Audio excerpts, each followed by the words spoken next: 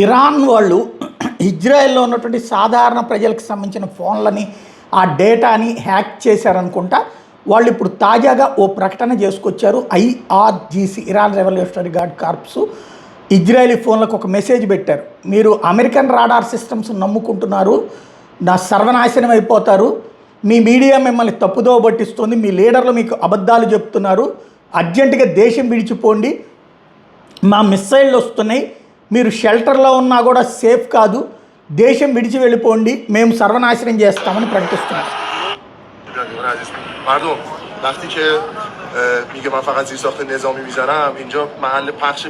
ఇలాంటి వీడియోలు కూడా ప్రొజెక్ట్ చేసి పంపిస్తున్నారు.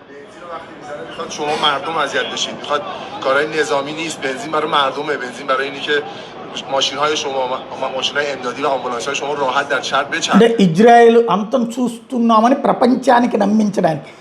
అక్కడ నిజంగా ఇది ఉంటే కనుక అక్కడ విజువల్స్ వేయరా ఇజ్రాయెల్ మీడియా.